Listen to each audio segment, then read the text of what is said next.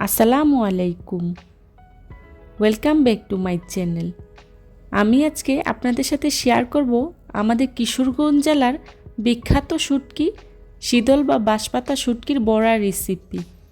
আজকে আমি এই বড়াটা মিষ্টি কুমড়োর পাতা দিয়ে তৈরি করে দেখাবো। এই বড়াটা খেতে এতই সুস্বাদু যে নিমিষেই 1 প্লেট ভাত শেষ হয়ে যাবে। আর এই বড়াটা আমাদের কিশোরগঞ্জের খুবই বিখ্যাত একটি রেসিপি। এই বড়াটা চেপা শুটকি দিয়েও তৈরি করা যায়, তবে আমি আজকে শীতল বা বাঁশপাতা শুটকি দিয়ে এই বড়াটা তৈরি করে দেখাবো। মজাদার এই শুটকির বড়া তৈরি করার জন্য আমি এখানে নিয়েছি শুকনো মরিচ, নিয়েছি পেঁয়াজ, রসুন। এখানে আমি মরিচটা একটু বেশিই নিয়েছি। আপনারা আপনাদের পরিমাণ মতো যে যতটুকু জাল খাবেন সেই পরিমাণে মরিচটা নেবেন। আর নিয়েছি এখানে শীতল বা বাঁশপাতা শুটকি, আপনারা যে যেই নামে চিনেন। শুটকিগুলোকে আমি ভালো করে ধুয়ে পরিষ্কার করে নিয়েছি। এখন সবগুলো উপকরণ আমি পাটায় বেটে নেব। দেখুন আমি এখানে সবগুলো উপকরণ পাটায় বেটে নিয়েছি। আপনারা চাইলে ব্লেন্ডারেও ব্লেন্ড করে নিতে পারেন, কিন্তু আমার কাছে পাটায় বেটে নিলেই ভালো লাগে, তাই আমি পাটায় বেটে নিয়েছি। এবার চুলায় একটি প্যান বসিয়ে দিয়ে দিচ্ছি রান্নার রেগুলার তেল 1 চা চামচ। এবার তেলটা হালকা গরম হয়ে আসলেই এর মধ্যে দিয়ে দিচ্ছি আগে থেকে বেটে রাখা সবগুলো উপকরণ। এখন সবগুলো উপকরণ আমি ভালো করে ভেজে নেব। সবগুলো উপকরণ আমি একসাথে ভালো করে লাল লাল করে ভেজে নেব। যতক্ষণ পর্যন্ত পানিটা শুকিয়ে না যাচ্ছে ততক্ষণ পর্যন্ত আমি ভেজে নেব। চুলার আঁচটা আমি মিডিয়াম টু লো হিটে রেখে সবগুলো উপকরণ ভালো করে ভেজে নেব। এখন এর মধ্যে দিয়ে দিচ্ছি লবণ 1/2 চা চামচ। লবণটা আপনারা আপনাদের পরিমাণ মতো দিবেন। এখন আবারও সবগুলো উপকরণ ভালো করে ভেজে নিচ্ছি। দেখুন আমি কিভাবে ভেজে নিচ্ছি।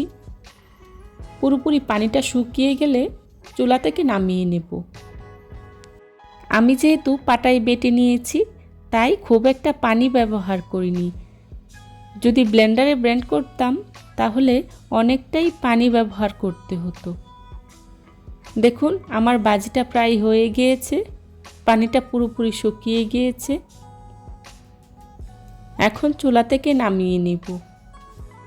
এই শুটকির বড়াটা খেতে এতটাই মজার যে একবার খেলে বারবার খেতে ইচ্ছে করে। আমার আজকের এই শুটকির বড়ার রেসিপিটি ফলো করে আপনারা বাসায় একবার হলেও ট্রাই করে দেখবেন, আর কেমন হয়েছে আমাকে কমেন্টস করে জানাবেন। আশা করছি আপনাদের কাছে খুবই ভালো লাগবে। আমার আজকের এই রেসিপিটি যদি আপনাদের কাছে ভালো লেগে থাকে তাহলে অবশ্যই একটি লাইক দিয়ে পুরো ভিডিওটি কন্টিনিউ করবেন প্লিজ। আমি আজকে মিষ্টি কুমড়ো পাতা দিয়ে এই শুটকির বড়াটা তৈরি করব। আপনারা চাইলে লাউ পাতা অথবা কাঁকরোলের পাতা দিয়ে এই বড়াটা তৈরি করে নিতে পারেন। শুটকির এই বড়াটা কাঁকরোলের পাতা দিয়ে তৈরি করলে খেতে খুবই ভালো লাগে। আমার হাতের কাছে মিষ্টি কুমড়ো পাতা ছিল, তাই আমি মিষ্টি কুমড়ো পাতা দিয়েই বড়াটা তৈরি করে দেখাচ্ছি। শুটকির বড়া তৈরি করার জন্যে মিষ্টি কুমড়ো পাতাগুলোকে আমি ভালো করে ধুয়ে পরিষ্কার করে নিয়েছি। এবার আমি শুটকির বড়া তৈরি করছি। দেখুন আমি এখান থেকে একটি কুমড়ো পাতা নিয়েছি আর শুটকির মিশ্রণটা দিয়ে দিচ্ছি কুমড়ো পাতায়। আপনারা আপনাদের পরিমাণ মতো দিয়ে বড়াটা তৈরি করে নেবেন। আমি এখানে 1 চা চামচ শুটকির মিশ্রণটা দিয়েছি। দেখুন আমি কিভাবে তৈরি করে নিয়েছি। আমি আরও একটি তৈরি করে দেখাচ্ছি।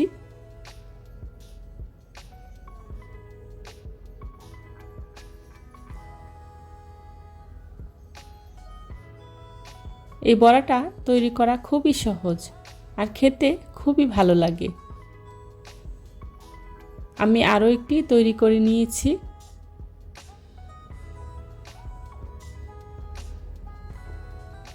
এভাবে আমি এক এক করে সবগুলো বড়া তৈরি করে নিয়েছি। শুটকির এই বড়াগুলো খেতে এতটাই মজার যে আপনাদেরকে বলে বোঝানো যাবে না। আমি এভাবেই সবগুলো বড়া তৈরি করে নিয়েছি।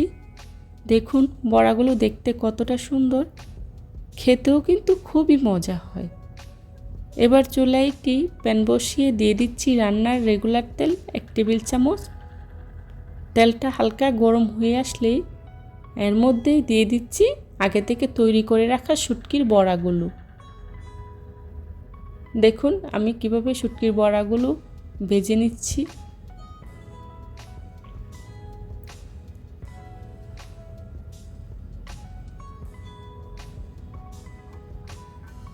শুটকির বড়াগুলো এক পাশ হয়ে গিয়েছে, এখন উল্টে দিব। এভাবেই উল্টে পাল্টে আমি বড়াগুলোকে ভালো করে ভেজে নিব। চুলার আঁচটা আমি মিডিয়াম টু লো হিটে রেখে বড়াগুলোকে ভেজে নেব। আর অল্প অল্প তেল দিয়েই বড়াগুলোকে ভেজে নিতে হবে, একেবারে বেশি করে তেল দেওয়া যাবে না। আপনারা চাইলে এই বড়াগুলোকে ফ্রোজেন করে দীর্ঘদিন পর্যন্ত খেতে পারবেন। আমার বড়াগুলো উল্টে পাল্টে আমি ভালো করে ভেজে নিচ্ছি। বড়াগুলো প্রায় ভাজা হয়ে গিয়েছে, এখন চুলা থেকে নামিয়ে নেব। দেখুন আমার বড়াগুলো কতটা সুন্দর হয়েছে।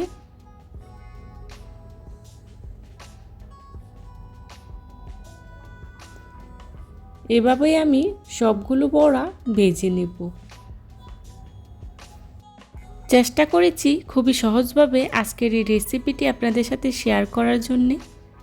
আশা করছি আমার আজকের এই রেসিপিটি আপনাদের কাছে খুবই ভালো লাগবে। যদি ভালো লাগে তাহলে অবশ্যই একটি লাইক, কমেন্ট, শেয়ার এবং সাবস্ক্রাইব করে পাশে থাকা বেল আইকনটি অন করে দিবেন, যাতে করে আমি ভিডিও ছাড়ার সাথে সাথেই আপনাদের কাছে নোটিফিকেশন পৌঁছে যায়। আপনাদের একটি লাইক এবং একটি কমেন্টস আমাকে নতুন নতুন কন্টেন্ট তৈরি করতে অনেক উৎসাহ যোগায়।